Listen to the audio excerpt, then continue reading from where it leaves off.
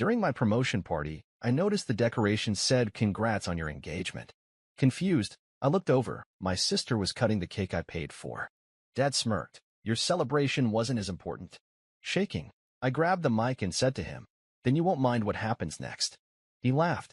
Next day, my phone exploded with 52 missed calls. Sister was crying, Mom was yelling, and Dad was begging me to turn the power back on. But then I stood frozen, champagne glass in hand, the rim still pressed to my lips. "What is this?" I whispered. The room had erupted into clapping and cheers, but not for me. Not for the promotion I had worked 3 brutal years to get. Not for the night I had paid for top to bottom, the rooftop venue, the food, the drinks, the custom cake with gold lettering that was supposed to say, "Cheers to you, Daniel." No. The banner above the fireplace read, "Congrats on your engagement, Jenna and Matt." And right there in the middle of it all was my sister, Jenna, beaming like a crowned queen, holding hands with her fiancé as she leaned over and sliced the cake I had ordered. The same cake I had picked up that morning. The one I had driven through traffic for. The one she now stood in front of like it had always been hers. I blinked. Once. Twice. My heart began pounding against my ribs. She looked up, caught my eye, and had the audacity to smile. Smile. Then came my father's voice behind me, low and smug. "Your little work party wasn't that important, Daniel. This is real news." The glass nearly slipped from my hand.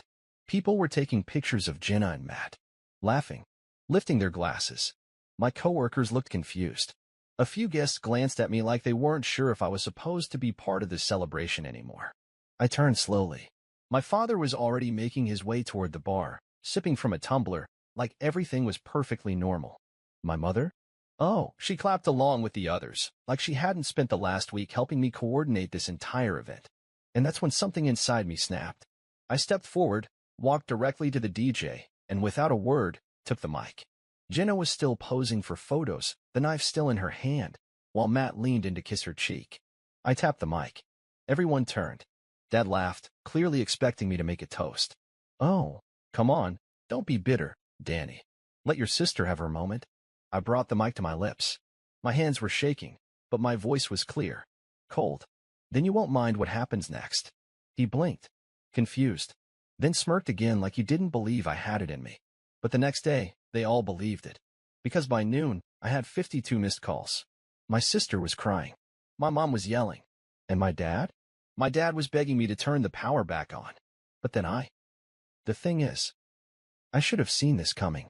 This wasn't just a one-time betrayal. It was the culmination of years of being treated like an afterthought, a wallet with legs. Let me rewind.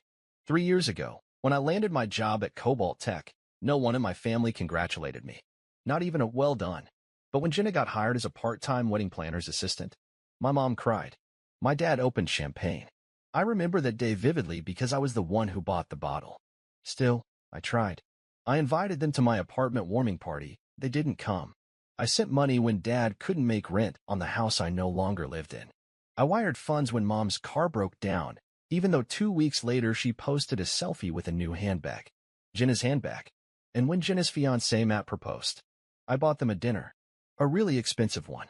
Because she called me crying, saying he didn't even get her a ring. "It's so embarrassing," she sobbed.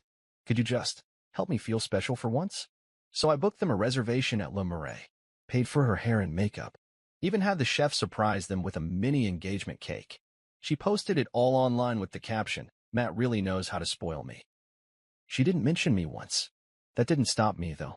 Because when you grow up being the less important one, you'll do anything to be seen, even if it means setting yourself on fire to keep others warm. So when I got promoted to senior project manager, a title I sacrificed everything to earn, I wanted one single night to celebrate. Just one. I booked the rooftop venue, sent out invites, hired the caterers, designed the cake. Jenna asked if she could help decorate. I thought maybe she was finally coming around. Maybe we could have one normal sibling moment. But the decorations she picked? They weren't for me. She hijacked everything.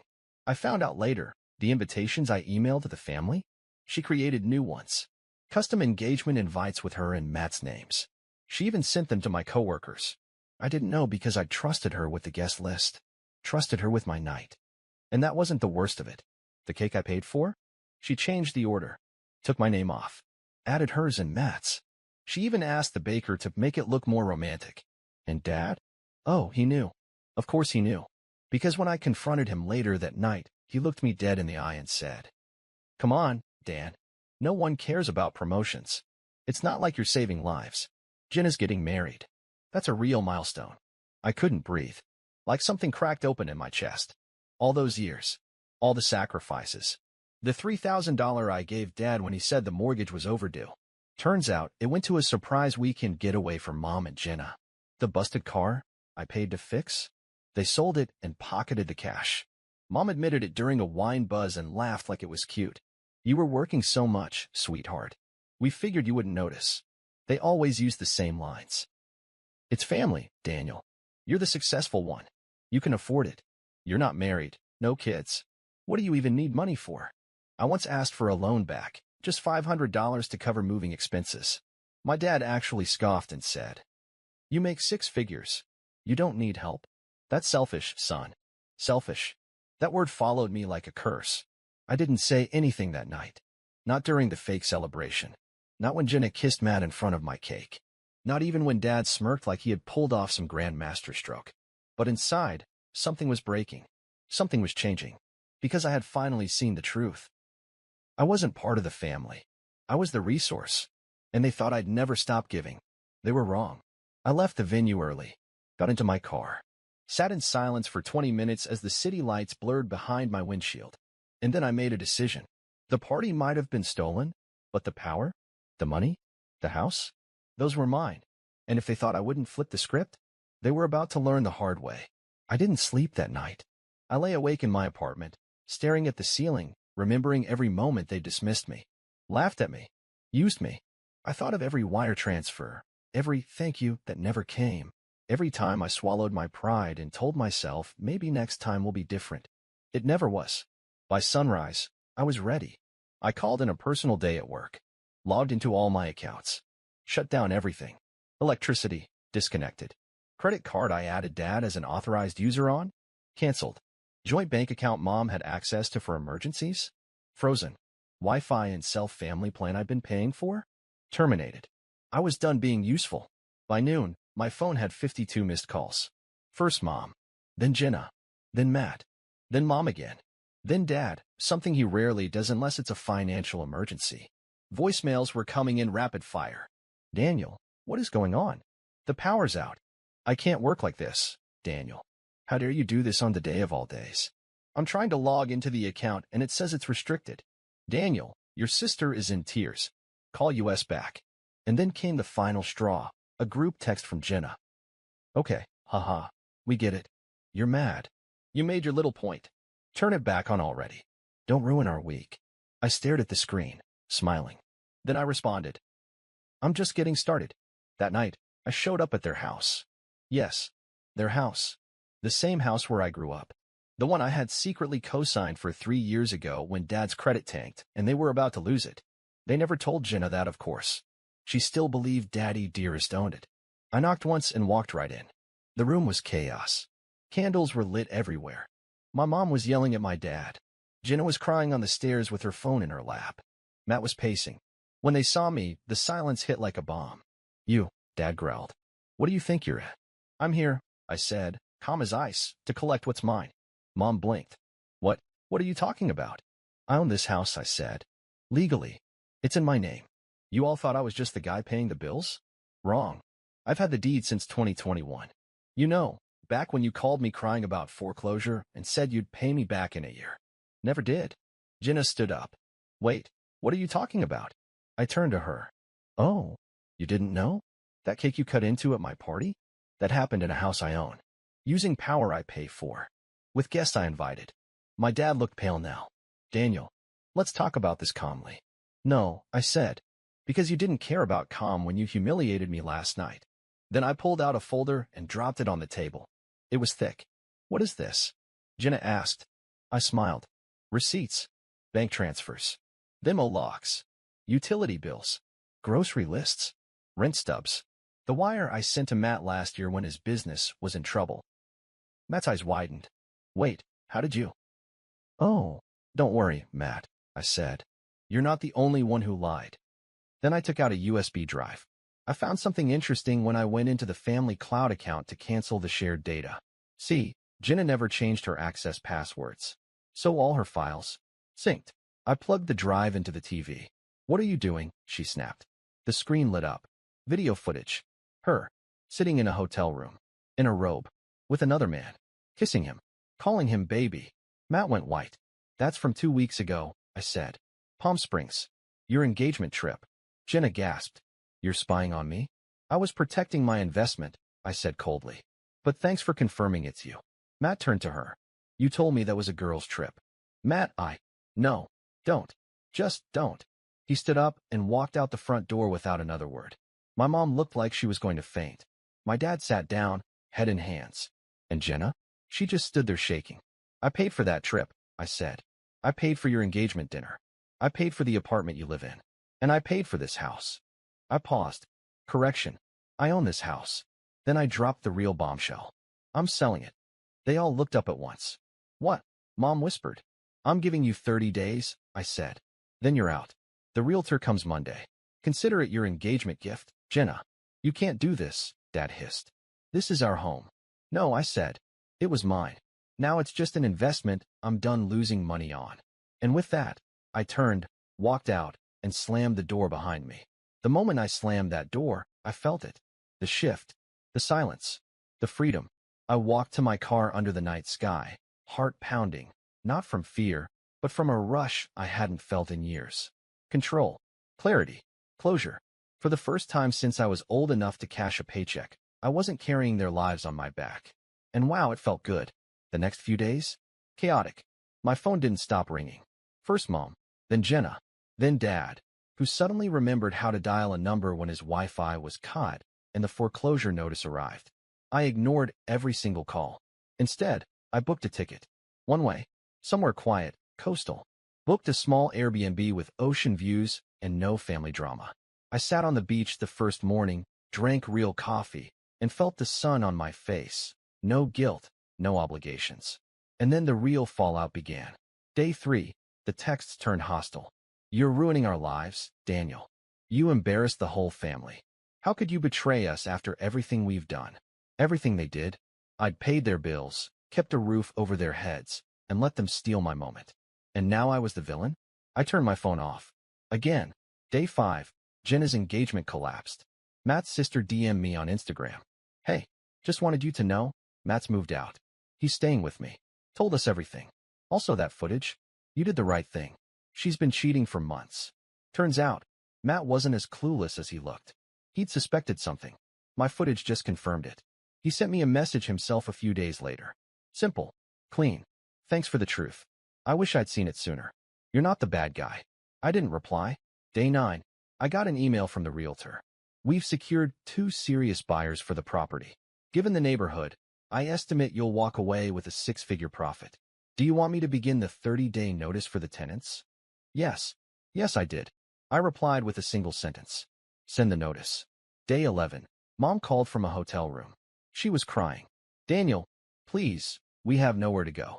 This isn't what families do. I didn't say anything. Just let her talk. She begged. She blamed. She even tried to bribe me with the idea of rebuilding trust. But here's the thing. You can't rebuild something that was never there. And I told her that. Mom, I said. You laughed while Jenna cut the cake I paid for. You called my celebration meaningless. You stood there while Dad said my job didn't matter. She sniffled. That was just a moment. No, I said. That was the moment. When I realized I didn't have a family. I had a debt collection agency with matching DNA. She hung up. Day 15, my coworker Lexi texted me. Just saw the video you posted. You really turned that mess into a mic drop. Right. I forgot to mention, I posted a video recap. Not the cheating footage, that stayed private. But I filmed myself explaining the party sabotage, the hijacked cake, the betrayal. I blurred names, but if you knew, you knew. It went viral on LinkedIn. Not TikTok. Not YouTube. LinkedIn. Caption. This was my promotion party. Until my family decided it wasn't. I paid. I hosted. They erased me. So I erased the bill. Over 300,000 views. People started messaging me like I was an inspiration. Recruiters reached out. CEOs. HR reps. Even strangers. Day 17. Jenna tried to do damage control. She posted an Instagram reel, pretending everything was fine. New captions, new photos, her smiling alone with a fake caption about finding peace. Except comments weren't buying it. Her own followers were turning on her. Wait, aren't you the girl who hijacked her brother's party? Didn't you get exposed by your own guest? Where's Matt? She deleted the reel. Day 20, my grandmother called. I hadn't expected that. She rarely got involved.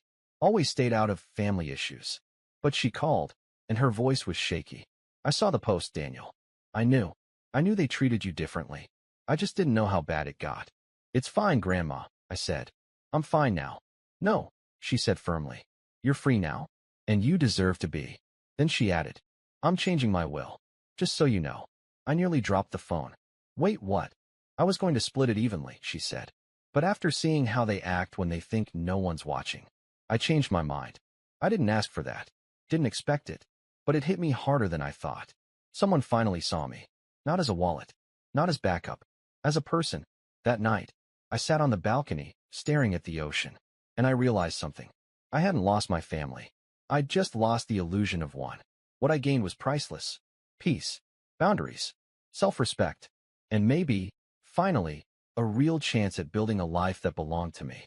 3 weeks after I shut everything down, I sat in my new apartment, quiet, modern, no family portraits on the walls, and let myself breathe. It was the first place I'd ever lived that didn't carry someone else's chaos. No siblings crashing on the couch. No parents calling about overdue bills. No sudden texts from Jenna asking if I could spot her for a girl's trip. It was just mine. And it felt unreal. I used to think family was something sacred, that no matter how bad things got, blood would always pull us back together. But the truth is, blood doesn't bind. Behavior does. And once I stopped bleeding for them, they disappeared. They weren't calling anymore. Not because they understood, but because their power was gone. I wasn't useful anymore.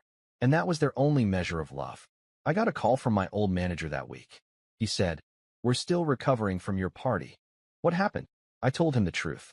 Not the full, chaotic meltdown, but just enough. My family hijacked the night. I just decided not to let it go. He laughed. Honestly, people haven't stopped talking about it. Some say you went nuclear. I didn't go nuclear, I said. I just finally lit the match they kept handing me. He went quiet, then said, "Well, congrats on the new position again. And whatever you did, it woke people up. You're getting noticed by the execs." Funny. The promotion I fought so hard for, the one they mocked, was now turning heads because I finally showed I had a spine. Turns out, setting boundaries is more powerful than begging for approval. As for the house, sold in 28 days. The new owners moved in last weekend. I didn't tell anyone. I just let it happen. My parents are renting a 2-bedroom condo on the other side of town now. Jenna? She's back at mom's, sleeping in her childhood room. No Matt, no job, no wedding hashtag to chase. And you know what? I don't feel bad. Not one bit. Because when people call you selfish for not letting them exploit you, what they really mean is, I liked it better when you had no boundaries. I was at a coffee shop the other day, the same one I used to pass by on my way to my parents' house. A woman recognized me from the video. "You're the guy from the LinkedIn post, right? With the family party thing?" I nodded. She smiled. "Just wanted to say thank you. That post made me walk away from my toxic brother. First peaceful week I've had in years." She left with her coffee and didn't say anything else. But I sat there, stunned. Because for the first time ever, my story wasn't just survival. It was a signal. To everyone out there who's tired of being the emotional or financial punching bag for people who call it love. Jenna once told me I'd regret turning my back on the family. She said, "You'll come crawling back when you're alone." Here's what she doesn't get. Alone isn't the worst thing you can be. Used as, manipulated, gaslit, expected to smile while people rob your joy and call it tradition. That's what I walked away from. And in return, I got something I never thought I'd have. A full night's sleep. A clean inbox. A life that's mine. So here's what I've learned. If your family only calls you when they need something, that's not family. If they laugh at your wins, sabotage your joy, and guilt you for having limits, that's not love. And if your success makes them bitter instead of proud, you don't owe them a single thing. Not money. Not peace offerings. Not forgiveness. You owe yourself freedom. The next time someone calls you selfish for choosing yourself, smile and say, "You're right, I am."